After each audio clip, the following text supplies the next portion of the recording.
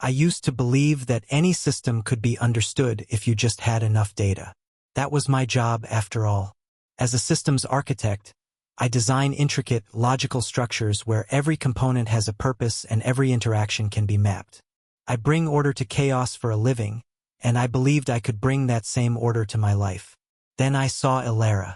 She lived 3 floors below me, a woman who moved through the world as if she were its sole, self-sufficient inhabitant. She wasn't loud or ostentatious. She was simply complete, a closed system whose logic I couldn't penetrate. This perceived injustice, her serene independence, became a personal affront to the very core of my being. My obsession began not with a bang, but with a quiet, gnawing question. What was her secret?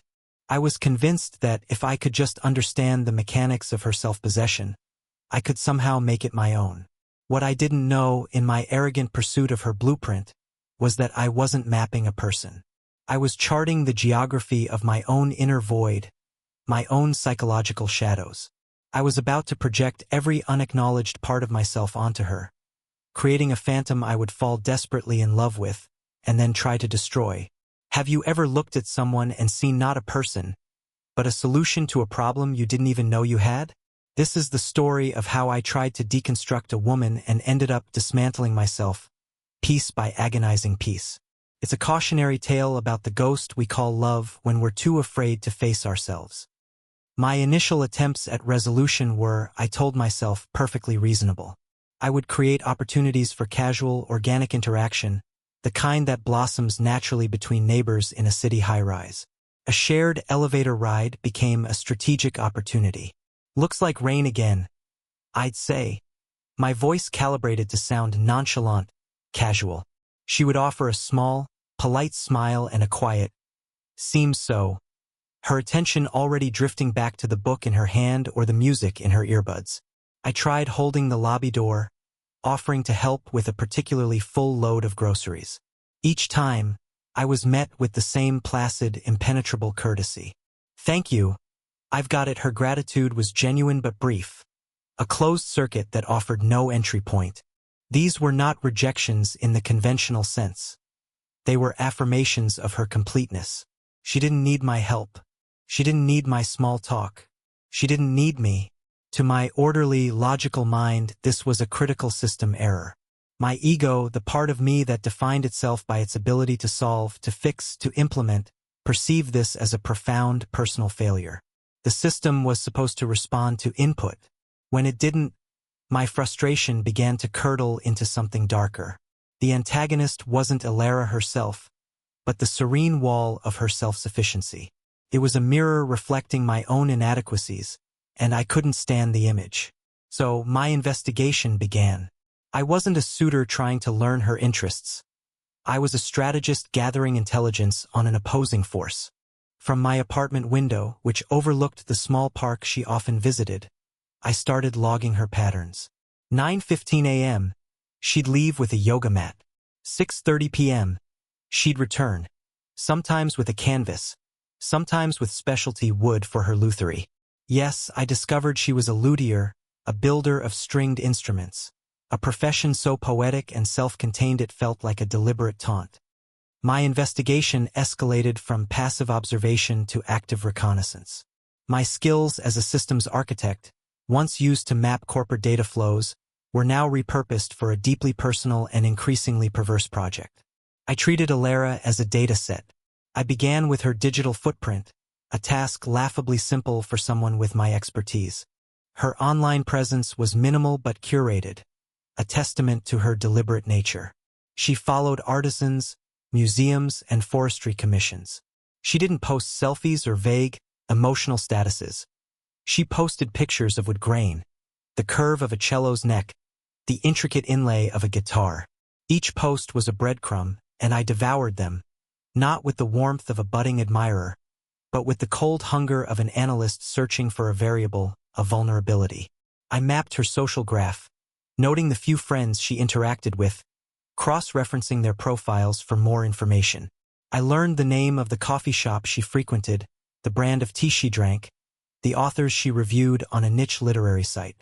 I compiled the information into a private, encrypted database, complete with timestamps, locations, and behavioral notes. My screen glowed with the architecture of her life, a beautiful, complex structure that I had mapped yet could not enter. The aha moment I was searching for never came. There was no secret loneliness, no chink in her armor, no desperate cry for connection hidden in her digital trail. The more data I collected, the more the initial hypothesis was confirmed. Elara was a universe unto herself, thriving, creating, and existing without any reliance on external validation. This discovery should have been my stopping point. A rational mind would have concluded the project, archived the data, and moved on. But my obsession wasn't rational. It was a manifestation of my own shadow, the desperate, insecure, and controlling part of me that I refused to acknowledge. The data didn't show me her weakness. It magnified my own. Her completeness made me feel fractured. Her independence made me feel parasitic. In my twisted logic, her strength became an act of aggression against my lack thereof. The absence of a vulnerability didn't deter me. It simply redefined the problem. If I couldn't find a door, I would have to create one. My mind, now fully in the grip of this delusion, began to formulate a new strategy. The objective was no longer to understand her system but to introduce a critical flaw into it, a flaw that only I could fix. I would become the solution to a problem she didn't know she was about to have. This was the point of no return, where my passive obsession metastasized into a plan for active interference. I would leverage my intimate knowledge of our building's infrastructure, its network cabling, its plumbing schematics, its electrical grids, which I had studied with the same fervor I applied to Elara's life, to create a controlled crisis. My plan began to take shape, not as a malicious act of vandalism, but as a meticulously orchestrated surgical strike. It had to be subtle, something that would inconvenience her just enough to breach her self-reliance without raising suspicion. I wasn't trying to harm her. In my warped thinking, I was trying to help her by creating an opportunity for me to be heroic. This is the grand lie of the controlling mind, that manipulation is a form of care. I thought about the building's notoriously fickle high-speed internet. I could create a localized network failure, isolating her apartment from the grid. Then, after she had struggled with the unhelpful customer service of the provider, I would happen to run into her in the hall, mention my own, non-existent, issues, and offer my advanced knowledge to solve the problem. I would be invited in. I would sit in her space, my hands on her technology, and I would be the one to restore order to her world. I would be necessary. The elegance of the plan thrilled me. It was clean, logical, and leveraged my unique skill set. I was the architect, and I would now redesign a small corner of her reality. I felt a surge of power, a feeling of control that was a soothing balm on the raw wound of my insecurity. The unacknowledged parts of myself, my own feelings of inadequacy and emotional dependency, were now fully projected onto her. It was no longer Julian, the lonely man trying to connect. It was Julian, the brilliant strategist, executing a flawless operation. The antagonist, my own burgeoning obsession, grew more confident with every detail I added to the plan. It whispered to me in the quiet of my apartment, justifying every moral boundary I was preparing to cross. She was too self-contained, it reasoned. It's not healthy. By forcing her to accept help, I wasn't just getting what I wanted. I was doing her a favor. This is the insidious nature of the shadow. It wears the mask of reason. I spent a week refining the technical aspects of the strategy. I gained access to the building's primary utility closet, a simple matter of acquiring a master key from a disgruntled janitor in exchange for a bottle of good whiskey. Inside, the neatly bundled chaos of wires and servers was like a familiar symphony to me. I identified the specific fiber optic line feeding the apartments on her floor and found a way to create a soft kill, a disruption that would appear as a random, frustrating service outage rather than a deliberate severing. I would use a signal jammer, a small, discrete device I could build myself, placed strategically in the maintenance shaft adjacent to her unit. It was perfect, untraceable, temporary. Elara, in her serene self-sufficiency, remained completely oblivious.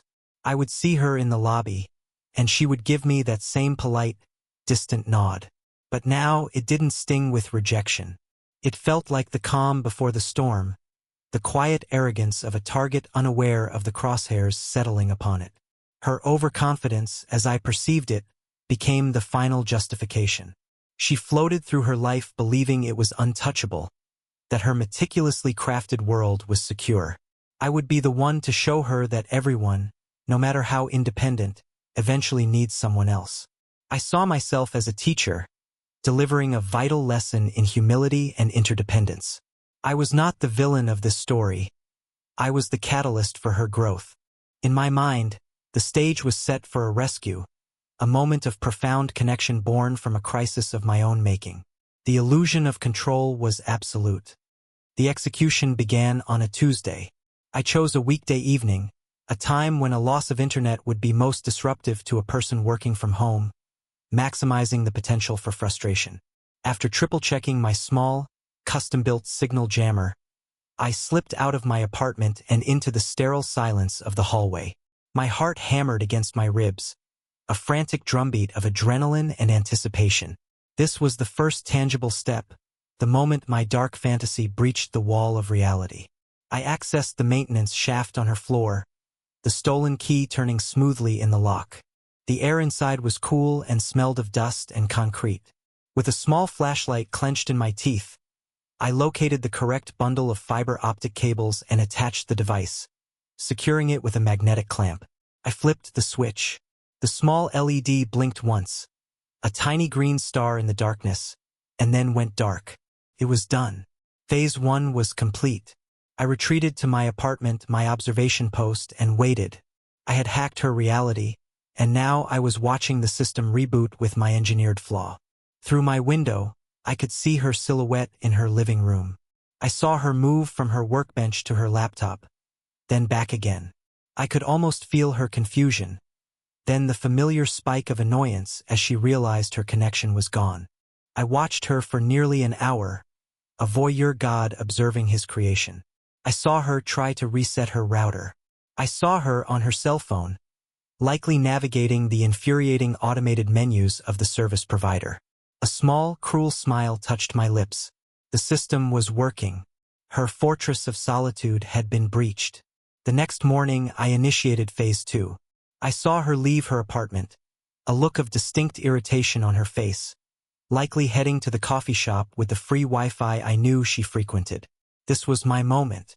I intercepted her by the elevators, my expression a carefully crafted mask of shared misery.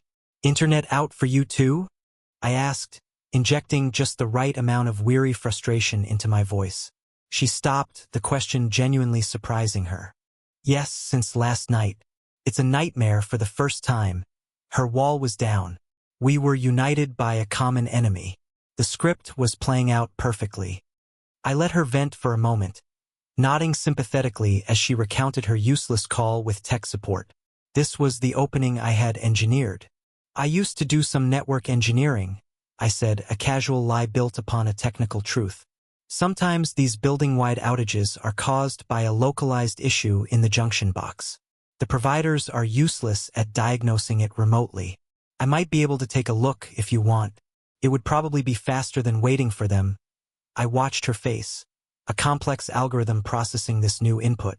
I saw skepticism warring with frustration. The desire for a solution, for a return to her ordered world, was a powerful motivator. My plan had banked on this. Her self-sufficiency was her greatest strength, but it was also her greatest vulnerability. She could not tolerate a system beyond her control. "I wouldn't want to impose," she said, but her voice lacked its usual finality. "It's no imposition," I countered smoothly. "Honestly, I'm just trying to fix my own connection. If I fix the main line, it should fix it for the whole floor." Another lie, another piece of social engineering designed to make my help seem less personal, less intrusive. She hesitated for a beat longer, then sighed, the tension visibly leaving her shoulders. "Okay," she said. "Yes, thank you. That would be amazing." The word was like a key turning in the final lock. Amazing. I had made myself essential. As I followed her back to her apartment, A feeling of triumph washed over me. The suspense of the last 24 hours was dissolving into a profound sense of victory. I was inside. I had breached the perimeter. The architect was about to enter the system he had so meticulously mapped and so cleverly manipulated. The stage was set for my heroic reveal, the moment I would restore her world to order and, in doing so, insert myself into the center of it. I was so blinded by my success that I failed to see the subtle shift in her expression. A flicker of something I couldn't identify, something that wasn't in my data. We entered her apartment, and the space was exactly as I had imagined, yet so much more. It smelled of sawdust, varnish, and lemon tea. Unfinished cellos and violas rested in stands like dormant creatures, their curves elegant and graceful. It was a workshop and a sanctuary, a space that was wholly hers. I felt a pang of something complex, part trespasser's guilt, part conqueror's pride. She led me to the corner where her router was blinking its useless, amber light. "Here it is," she said, her voice quiet. I knelt, feigning a diagnostic appraisal, my mind racing through the script I had prepared.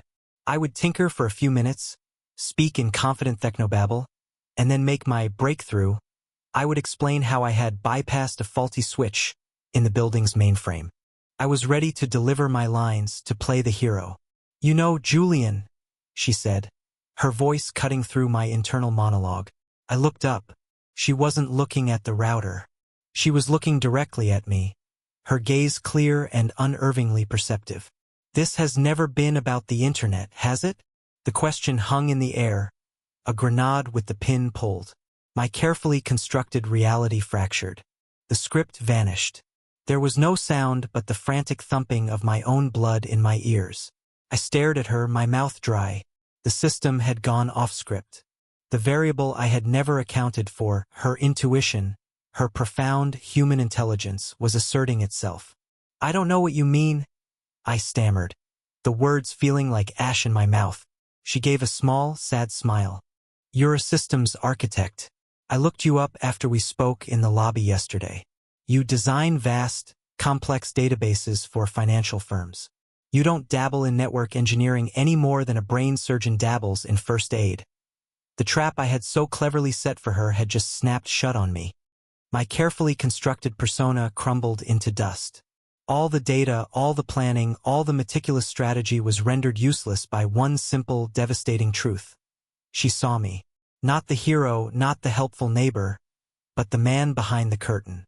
"The doorman, Carlos, told me you asked him about the utility closet keys last week," she continued, her voice devoid of accusation, filled instead with a kind of clinical pity. "He thought it was strange.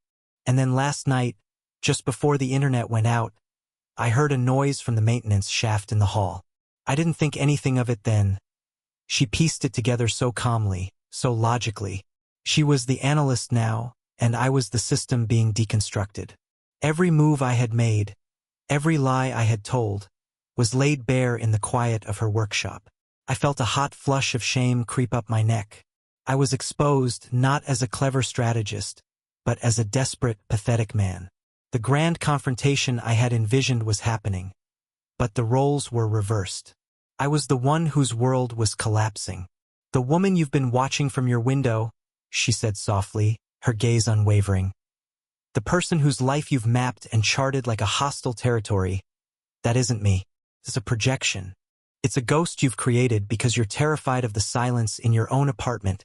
Her words struck me with the force of a physical blow. She wasn't angry. She was dissecting me.